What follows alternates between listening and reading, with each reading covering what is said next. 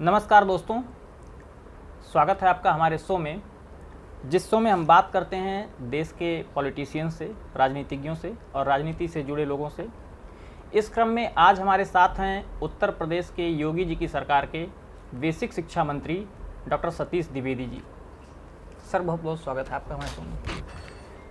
Sir, आप पहले एक अध्यापक थे, एक असिस्टेंट प्रोफेसर थे डिग्री कॉलेज में, और आज आप इटवा विधानसभा क्षेत्र से विधायक हैं। इस तरह से अध्यापक से एक एज ए पॉलिटिशियन स्विच कैसे रहा? आपकी राजनीतिक यात्रा का आरंभ कैसे हुआ सर? देखिए, मैं अपने छात्र जीवन में ही जब ग्रेजुएशन कर रहा था, उसी समय राष्ट्रीय स्वयंसेवक संघ की राष्ट्रीय विचारधारा से ओतप्रोत संगठन अखिल भारतीय विद्यार्थी परिषद से जुड़ा, जो विश्व का सबसे बड़ा छात्र संगठन है।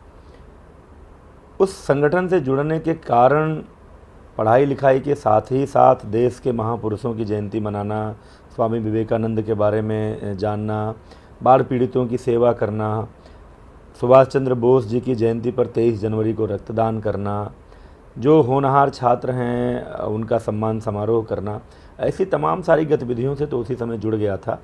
और धीरे धीरे बाद में 1994 से 2007 तक अखिल भारतीय विद्यार्थी परिषद में काम करते करते राष्ट्रीय स्वयंसेवक संघ और भारतीय जनता पार्टी के समविचार के तमाम लोगों के साथ विभिन्न अवसरों पर मिलना जुलना होता था। और इस प्रकार 2007 में भारतीय जनता पार्टी में आ गया। वैचारिक साम्यता के कारण पार्टी में एक प्रशिक्षण प्रकोष्ठ है, उस प्रशिक्षण प्रकोष्ठ का गोरखपुर क्षेत्र का प्रभारी बना, और बाद में 2013 में भाजपा के प्रशिक्षण प्रकोष्ठ का प्रदेश का संयोजक बना। इसी तरह से राजनीतिक यात्रा शुरू हो गई। सर, आप बेसिक शिक्षा मंत्री हैं। आपके और भारतीय जनता पार्टी के कार्यकाल में क्या सुधार किए गए प्राथमिक शिक्षा को लेकर? देखिए, प्रदेश की योगी सरकार ने आते ही उत्तर प्रदेश की बेसिक शिक्षा व्यवस्था को और संपूर्ण शिक्षा व्यवस्था को अपनी सर्वोच्च प्राथमिकता में रखा।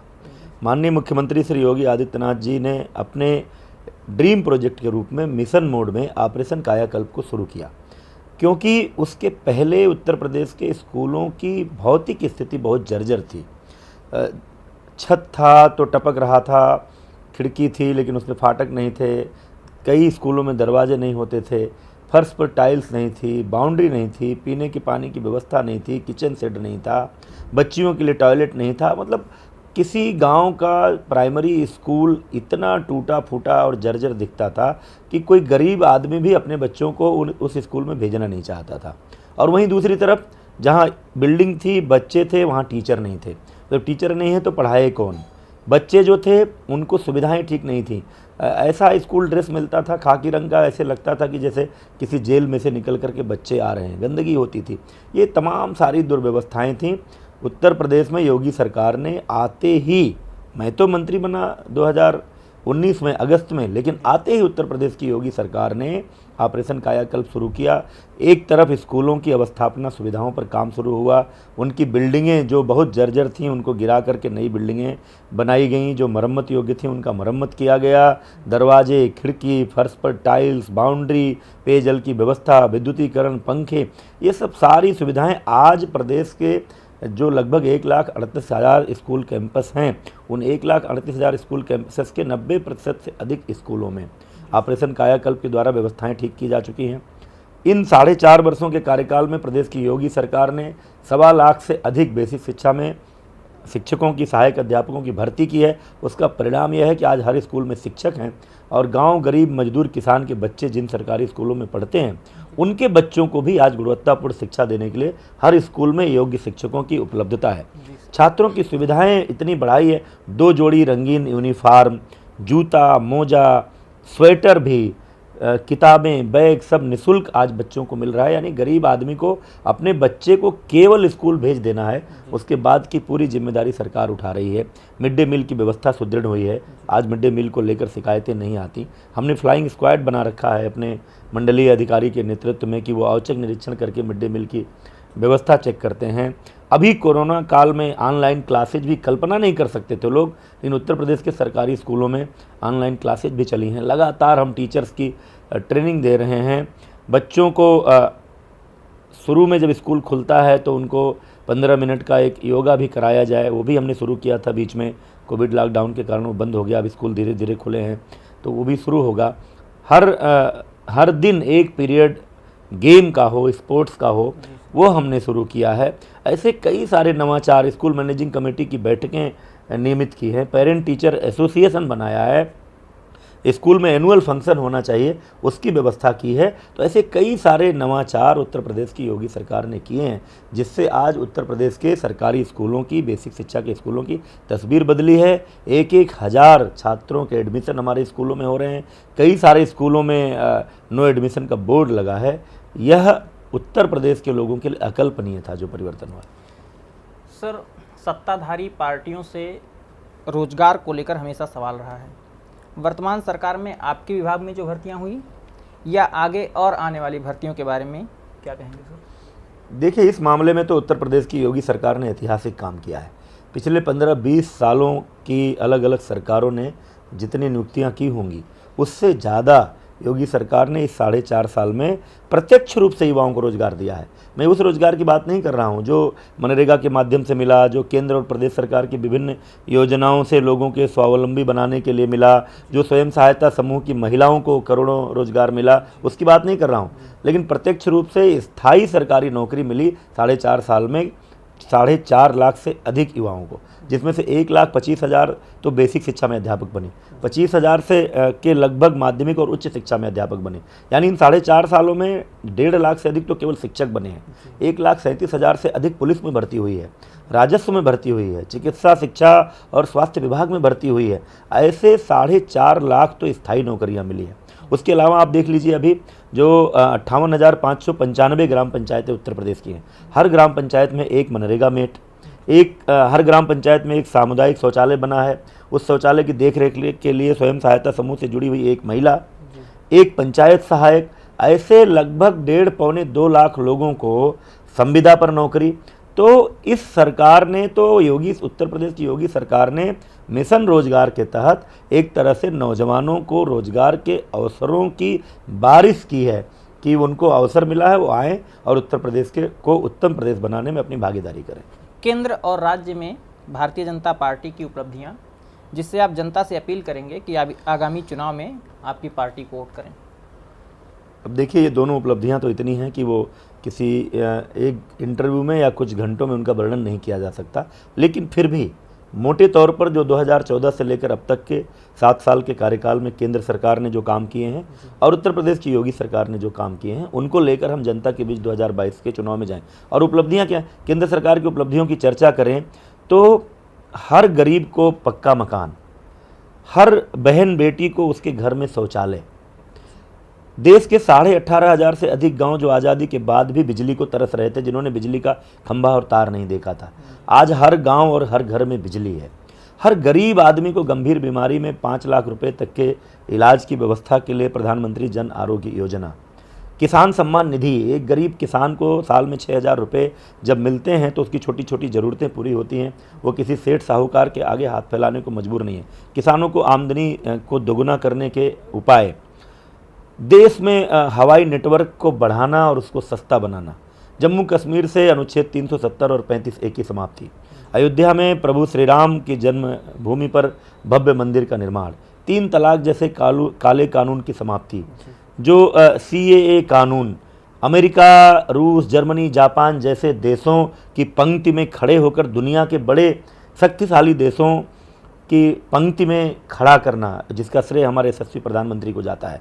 हमारी जो सामरिक मोर्चा है, चीन के मोर्चे पर, पाकिस्तान के मोर्चे पर जिस तरह से मजबूती के साथ देश को खड़ा किया है, देश को सामरिक रूप से जितना मजबूत बनाया है, और गरीब कल्याण योजना के तहत, आत्मनिर्भर भारत योजना के तहत इस कोविड महामारी के बावजूद जिस तरह से देश के करोड़ों परिवारों को निःशुल्क अनाज का वितरण और उनकी जीविका की रक्षा करना, ये सारे काम जो केंद्र सरकार ने किए हैं उसको लेकर जनता के बीच जाएंगे।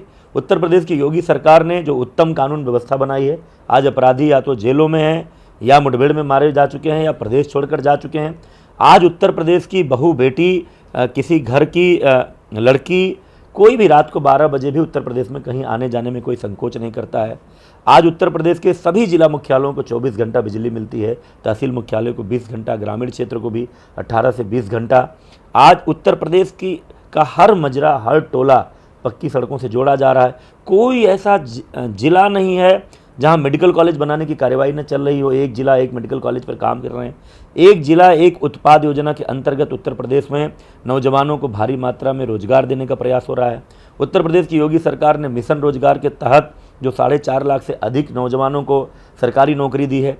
बेसिक, माध्यमिक और उच्च में जो क्रांतिकारी परिवर्तन किया है, ऑपरेशन कायाकल्प शुरू किया है, परीक्षा को नकल विहीन बनाया है, छात्रों को जो सुविधाएं उपलब्ध कराई है, जो प्रतियोगी परीक्षाओं की तैयारी करने वाले गरीब परिवार के छात्र थे उनके लिए जो अभ्युदय योजना शुरू की है, निःशुल्क सरकारी कोचिंग शुरू की है, किसानों को अनुदान पर तमाम कृषि यंत्र उपलब्ध कराना और खाद बीज की किल्लत दूर की है, किसानों की सिंचाई के लिए अलग से फीडर की स्थापना की जा रही है, निराश्रित गोवंश के लिए जो बड़े पैमाने पर गौशालाओं का संचालन हो रहा है, 86 लाख किसानों का कर्जा माफ़ी जो 36,000 करोड़ रुपए के माध्यम से योगी सरकार ने की है, अवैध बूचड़खानों को बंद किया है।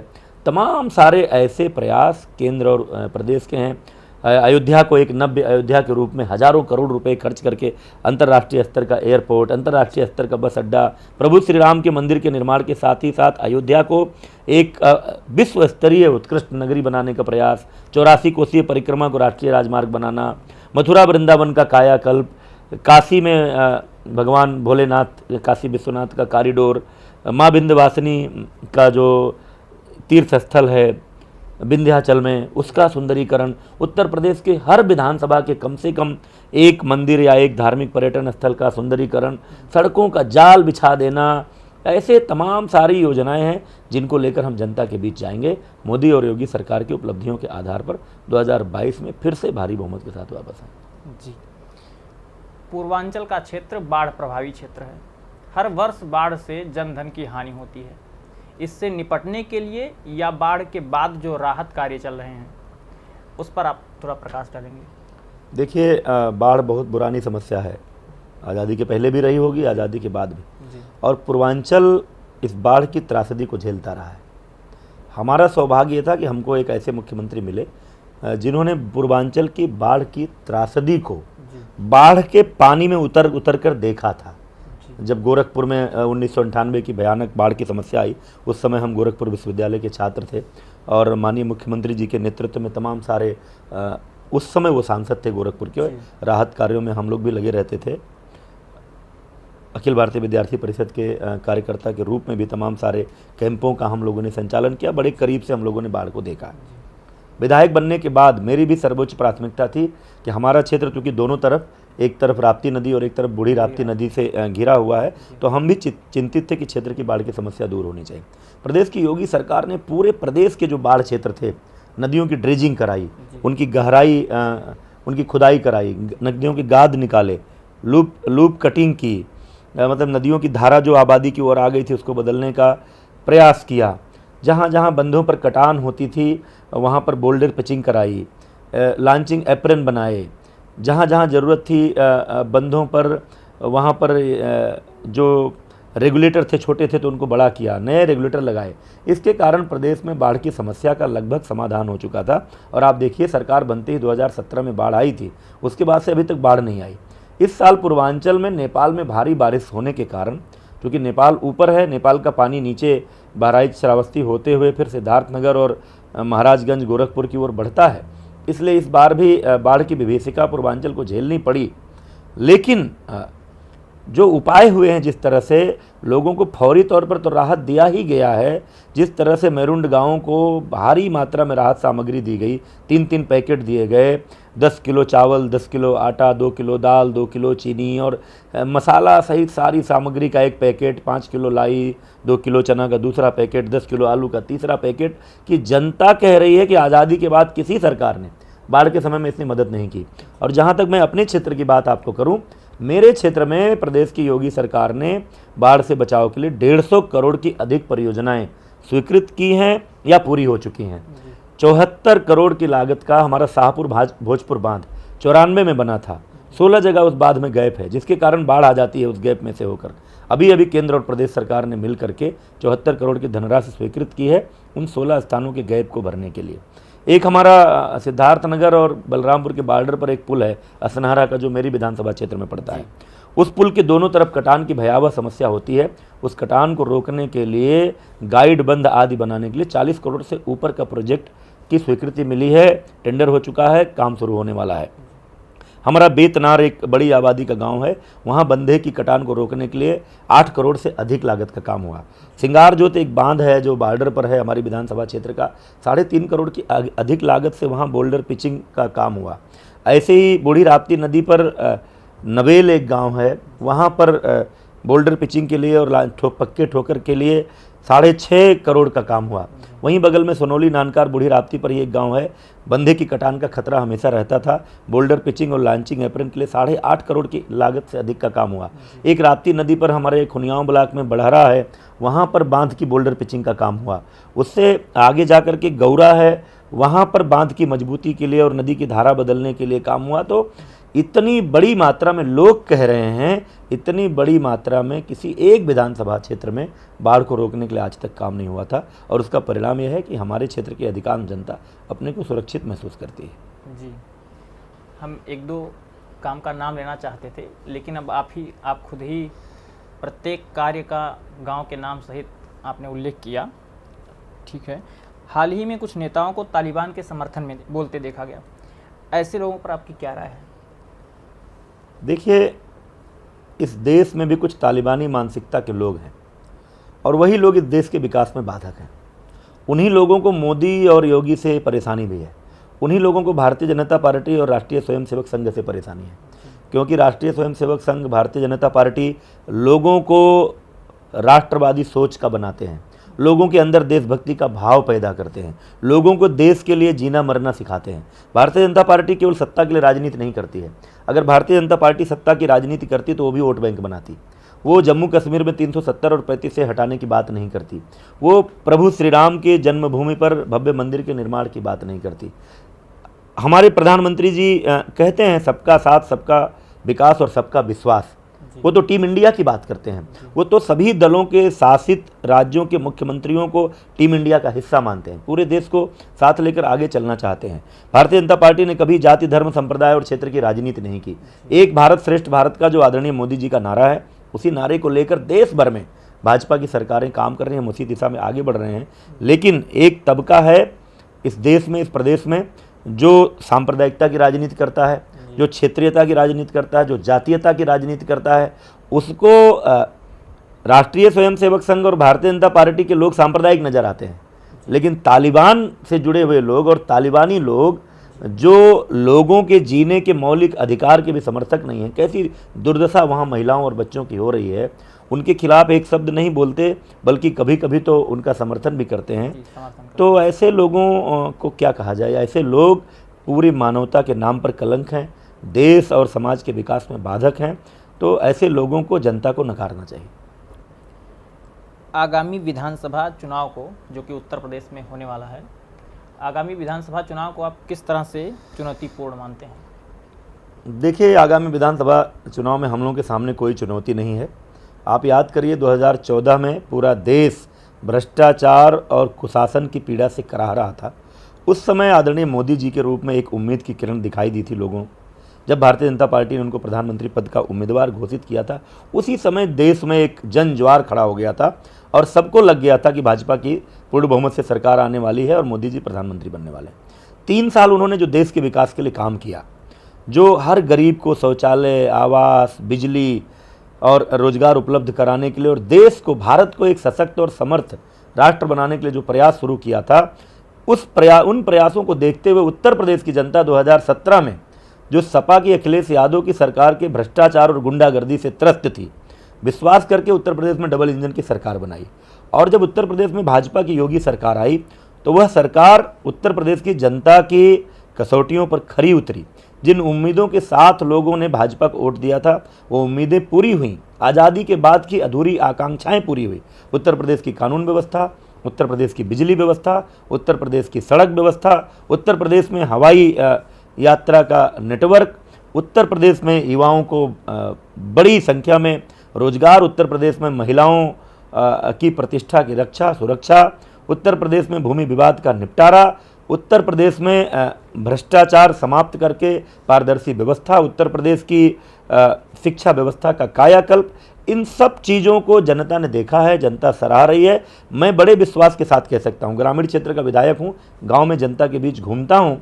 कोविड का प्रबंधन अभी जिस तरह का माननीय मोदी जी के मार्गदर्शन में और माननीय मुख्यमंत्री जी ने अथक परिश्रम करके अपनी पूरी टीम के साथ जिस तरह से खुद पॉजिटिव होने के बाद नेगेटिव होते ही कोविड वार्ड तक पहुंच करके जैसे जनता के जीवन की सुरक्षा की चिंता की है, जिस तरह से उत्तर प्रदेश के अस्पतालों को सुविधाएं उपलब्ध कराई हैं, ये सब चीज़ें जनता में चर्चा का विषय है। अभी उत्तर प्रदेश की जनता भाजपा और योगी सरकार के विकल्प के रूप में किसी और के बारे में नहीं सोच रही है, इसलिए हमारे सामने कोई चुनौती नहीं। आप बहुत मिलनसार मंत्री हैं और विधायक भी। कहा जाता है आपसे मिलना बहुत आसान है। क्षेत्र की जनता से मिलने में आप कोई प्रोटोकॉल नहीं रखते और लगातार काम करते रहते हैं। जब कभी थक जाते हैं तो खुद को तरोताज़ा करने के लिए, खुद को रिफ्रेश करने के लिए क्या करते हैं? देखिए, जिसने विधायक बनाया है उससे मिलने में कैसा प्रोटोकॉल, और मैं ईमानदारी से कहना चाह रहा हूँ, मुझे हर पल इस बात का एहसास भी नहीं होता है कि मैं मंत्री हूँ, विधायक हूँ, तो मुझे ऐसे मिलना चाहिए, ऐसे नहीं मिलना चाहिए। हमारे क्षेत्र की जनता ही नहीं, प्रदेश के किसी हिस्से में कहीं जाता हूँ, कोई भी मुझसे चाहे मिल सकता है, क्योंकि जब मैं लोगों से मिलूंगा नहीं तो जो ज़मीनी वास्तविकता है क्षेत्र की, जो समस्याएं हैं वो पता नहीं चलेंगी। मैं ऐसा व्यक्ति हूं जो समस्याओं से भागता नहीं, मैं समस्याएं जानना चाहता हूं। जहां कहीं लोग खड़े रहते हैं मैं गाड़ी रोक देता हूं, मैं समझना चाहता हूं क्या बात है। वो समस्याएं पता चलती हैं और उनको समझता हूं, उनका कारण समझता हूं, फिर उसका समाधान करने की कोशिश करता हूं। इसीलिए आज अपने क्षेत्र में विकास के इतने काम करा पाया हूं मोदी सरकार और योगी सरकार की कृपा से, कि आज लोग कहते हैं वहाँ कि 70 साल में जो नहीं हुआ वो इतने दिनों में हुआ। वहाँ डिग्री कॉलेज बन रहा है, वहाँ राजकीय इंटर कॉलेज बनकर तैयार है, वहाँ राजकीय पॉलिटेक्निक बन रहा है, राजकीय ITI बन रहा है। एक भी नगर पंचायत आज़ादी के बाद हमारे विधानसभा क्षेत्र में नहीं थी, आज 2-2 नगर पंचायतें हैं इटवा और बिस्कोहर में। और भी कई चीज़ें, roadways bus station, mini stadium और फायर स्टेशन के बनाने का प्रयास कर रहा हूँ, उसके लिए प्रक्रिया चल रही है।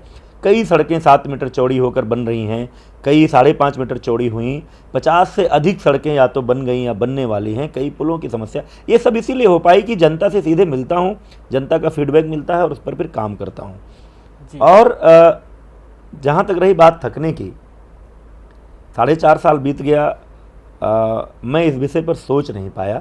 अपने इटवा की जनता की सेवा करने में मुझे कभी थकान लगती नहीं। जब तक चलता रहता हूँ तब तक थकान नहीं लगती है। जब बिस्तर पर जाता हूँ, सो जाता हूँ, अगले दिन पुनः दुगनी ऊर्जा के साथ तैयार होता हूँ। कुछ रूटीन में कुछ थोड़ा योगा करने का, वो भी कभी कभी अनियमित दिनचर्या होती है, देर रात आने पर अगली सुबह नहीं कर पाता हूँ, कहीं बाहर रहने पर नहीं कर पाता हूँ। थोड़ा योग प्राणायाम करने का प्रयास करता हूँ, कभी कभी मौका मिलता है तो सुबह टहल लेता हूँ। लेकिन ईमानदारी से कहूँ तो इटवा के विकास की जो तड़प मेरे मन में है और इटवा को एक अग्रणी विधानसभा क्षेत्र के रूप में देखने का जो सपना है, जिस सपने को लेकर के कॉलेज में प्रोफेसर होने के बावजूद जो मैं अपने गांव वापस लौटा था, ग्रामीण क्षेत्र की राजनीति में जो सक्रिय हुआ था, वो सपना जब तक पूरा नहीं हो जाएगा तब तक थकान शब्द मेरी डिक्शनरी में नहीं आएगा। जी। और बाढ़ के दौरान जब पूर्वांचल में हर तरफ पानी भरा हुआ था, जमा हुआ था, खासकर आपके विधानसभा क्षेत्र में, ये देखा गया कि आप निरंतर चलते रहते थे, यहाँ तक कि कभी पानी में चलते हुए पैदल, कभी ट्रैक्टर चलाते हुए जनता से लगातार संवाद स्थापित किया आपने। बाढ़ के समय में जब पानी भरा हुआ था चारों तरफ पूर्वांचल में, खासकर आपके विधानसभा क्षेत्र में, तो कुछ तस्वीरें वायरल हुई आपकी, जिसमें आप कभी पैदल, कभी रात के समय में नाव से चलते हुए, ट्रैक्टर चलाते हुए, काफ़ी तस्वीरें आपकी वायरल हुई। जनता से कनेक्शन भी आपका दिखा, आप कई लोगों को गले लगाते हुए, हालचाल लेते हुए देखे गए। तो क्या इसको थोड़ा एक्सप्लेन करिए। देखिए, जब मेरे क्षेत्र में कोई समस्या होती है तो मैं ग्राउंड जीरो पर पहुंचकर उस समस्या को देखना भी चाहता हूं, ताकि उसका अधिकारियों से बात करके त्वरित समाधान कर सकूं। और ये मेरा स्वभाव है कि मैं सोचता हूं कि जब मैं देखा रहूँगा कि समस्या क्या है तो अधिकारियों से बात करते समय मैं उनको फीडबैक दे सकूँगा, उसका समाधान मिल पाएगा। और दूसरा, जो हमारे क्षेत्र की जनता है जिसने हमको चुना है, उसके दुख के समय में जब मैं उसके पास पहुंचता हूं तो उनको लगता है कि कोई है हमारा जो हमारी पीड़ा को समझने आया है, हमारे दुख को बांटने आया है, कोई है हमारा जो हमारी बात को सरकार तक पहुंचाएगा। अब मैं विधानसभा का मानसून सत्र चल रहा था, 17, 18, 19 अगस्त की बात है।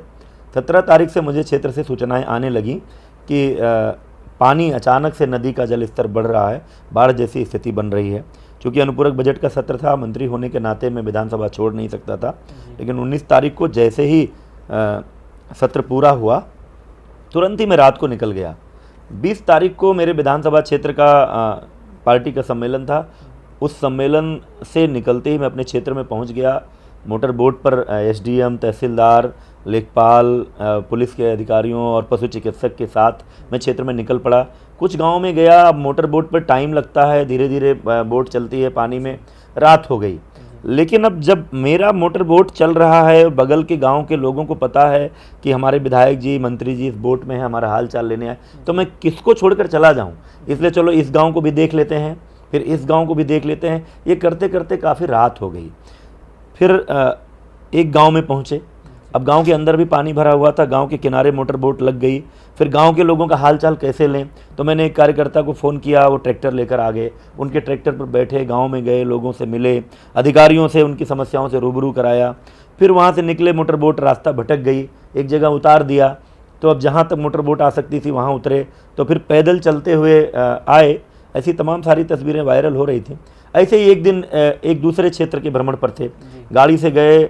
अचानक पानी वहाँ बढ़ा हुआ था, पहले नहीं पता था किसी को, गाड़ी फंस गई। अब क्या करें, उतरे। फिर गांव के नौजवान मोटरसाइकिल लेकर आ गए।